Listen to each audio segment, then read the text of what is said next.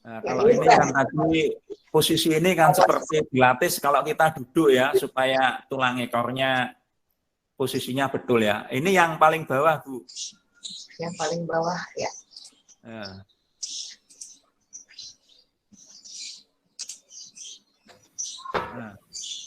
ini kesalahan-kesalahan.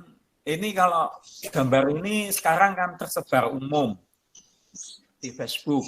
Tapi bagi mereka yang tidak mengerti walaupun latihan, dia pengertiannya bisa salah. Yang benar yang mana tidak dijelaskan. Itu. Nah, kalau ada sharing lisan dini baru bisa. Ini posisi yang pangkal paha itu kalau dia dipaksakan itu sujudnya lebih besar dan tulang ekornya over. Nah, itu otomatis pahanya keras. Itu otomatis pahanya keras. Jadi kemudian kalau posisi lehernya maksudnya tidak lurus terhadap yang lain, itu otomatis juga terputus di situ. Nah, akibatnya dia terasa lebih panas. Jadi panasnya itu istilahnya tidak merata. Latihan cancuang yang wajar, yang bisa dikatakan baik itu panas secara keseluruhan itu merata. Nah, di sini kan dikatakan yang gambar bawah ketiga, balan stronger, jadi balannya lebih kuat lagi. Kemudian terakhir sudah balan all over. Ini istilahnya yang seperti minggu lalu ditanyakan Kutaung itu. Jadi ini dia udah betul-betul secara fisik berat badan di bawah, tapi bagi dia ringan, tapi secara energi dia sudah full di tantien. Ya, penggunaan dalam hal ini, nanti ini kombinasi keduanya itu secara fisik tidak ada bagian tubuh yang menonjol maupun yang melesak. Jadi kita bayangkan tubuh kita itu seperti silinder, seperti botol, tapi ujung-ujung bawah dan atasnya itu membentuk setengah lingkaran. Jadi itu merupakan satu kesatuan. Tapi dengan catatan berat badannya di bawah. Jadi begitu dapat dorongan, seandainya mundur itu mundur keseluruhan.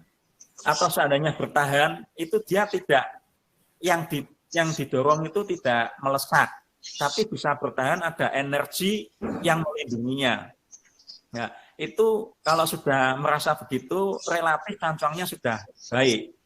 Jadi ini belum masuk ke latihan daicinya, tapi secara umum cancuangnya sudah baik. Lah, kalau kita latihan cancuang ini sudah ke level itu, latihan daicinya akan, ya istilahnya otomatis akan cepat baik.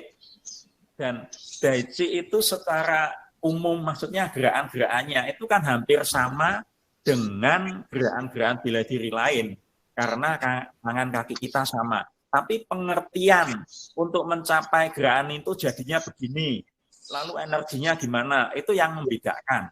Tapi bentuk secara umum lain. Nah, ini juga usulan juga untuk yang latihan punya basic bela diri lain, kalau mereka ingin meningkatkan level dengan latihan yang halus, dengan inner energy, itu bagi praktisi daichi, maksudnya yang moderat seperti saya itu tidak masalah. Karena daichi sendiri kan memang tidak ada bentuknya, tidak ada jurusnya. Kita latihan itu hanya untuk memupuk supaya syarat-syarat kriterianya dipenuhi. Tapi bentuk itu sendiri tidak baku. Dibakukan, dilatih untuk mendapatkan itu esensi dari daichi. Jadi kalau sudah bisa pakai mau bentuk pecak silat, karate, tinju itu bisa semua. Karena esensinya dia udah isinya udah daichi, jadi tidak masalah. Nah, kemudian untuk mencapai balance all over ini, ya ini butuh waktu dan lebih ke inian. Tapi dengan catatan ada pengawas atau ada teman yang kadang mengawasi. Nah, ini walaupun kita belum latihan khusus nafas, itu bisa dirasakan dan bisa dibuktikan lah. Ini bisa dibuktikan seperti yang minggu lalu Pak Yohanes itu ya, yang nempel, itu adalah energi. Ya, malah istilah saya dibetulkan oleh Pak Beni ya, jadi itu elektrostatis, bukan magnet statis tapi elektrostatis. Jadi seperti kalau garisan mistar zaman dulu digosok dengan kain lalu didekatkan ke rambutnya berdiri. Cuman ini prosesnya dibalik, yang menghasilkan itu adalah Pak Yu dan kapnya itu bisa kantil. Itu salah satu sensasi atau hasil. Kemudian ada juga semacam itu tapi seperti gaya tarik. Jadi kita kalau sudah level tertentu, latihan cancuang dalam bentuk seperti tantien tadi, seperti gendong gentong, itu walaupun dalam keadaan kita merem, pertama mungkin sensasinya seperti ada balon. Kemudian lama-lama kalau kita peka dengan inian, dengan pikiran kita saling mendekatkan jari, otomatis jari sama jari tidak meleset pasti kena. Karena itu dia dituntut oleh energi, jadi bukan oleh tenaga fisik. Kalau oleh tenaga fisik kita melihat, kita tempelkan ujung jari, kita merem, kita rasakan. Nah, itu salah satu hasil supaya istilahnya supaya kita lebih bersemangat. Nah, itu menandakan bahwa kepekaan kita itu naik, meningkat. Nah, esensi lainnya kalau kita kebetulan ada teman-teman latihan melingkar, ada senior satu yang di tengah, kita kemudian ada 5 atau 6 orang mengelilingi, itu kita bisa merasakan senior itu mendorong dengan posisi yang cancuang yang terakhir tadi, yang didorong kalau peka dan tahu dia akan merasa dan dia bisa membalasnya. Nah, ini semua adalah energi yang abstrak. Ya, kalau diukur mungkin dengan teknologi mungkin sekarang bisa ya. Tapi kan ini sangat sulit untuk diterangkan. Jadi yang tahu itu mereka yang benar-benar latihan betul, benar, baik, dan bisa merasakan. Nah, ngetesnya yaitu, kalau belum ada teman ya dengan tangan kita sendiri jari, kalau ada teman kita tes didorong gitu. Karena waktu-waktu dulu kita latihan juga seperti itu. Ya mungkin kau cenderung lupa-lupa ingat, jadi didorong oleh guru kita akan merosot.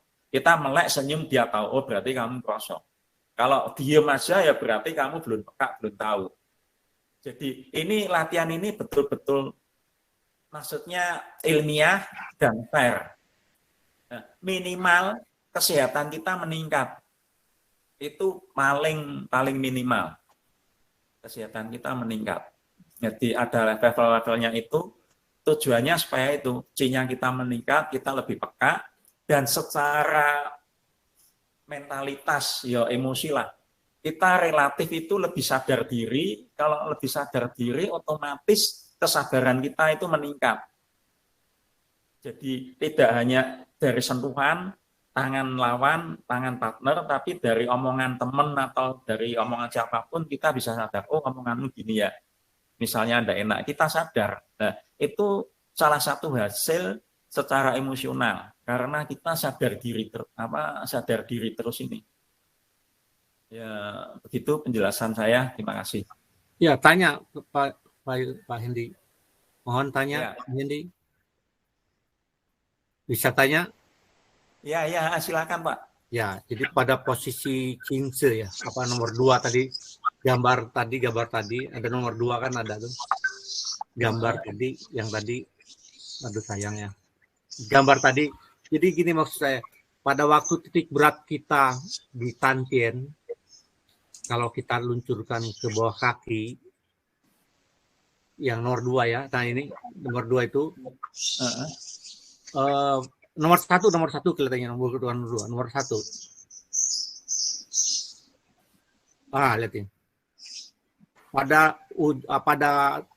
titik berat kita pada tantien, kita taruh pada tantien, tapi diluncurkan ke bawah ke Yungchen. Apakah itu maksudnya Yungchen?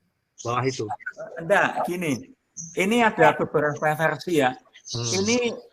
Hal ini pernah saya tanyakan, dia bilang dia di titik tengah. jadi di Yungdian, tapi ini bagi mereka yang sudah bisa. Kalau bagi mereka yang belum bisa, ini pasti agak ke belakang. Jadi makanya ada tahapan-tahapan.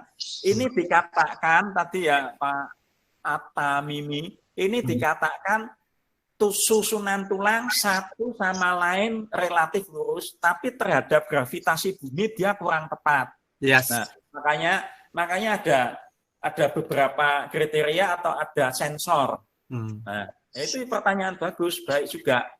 Makanya saya jelaskan tadi ada tegak lurus terhadap satu sama lain dan tegak lurus, akhirnya tegak lurus keseluruhan terhadap bumi. Nah, bagi mereka yang sudah betul-betul lihai ya, ini analoginya seperti kaligrafi.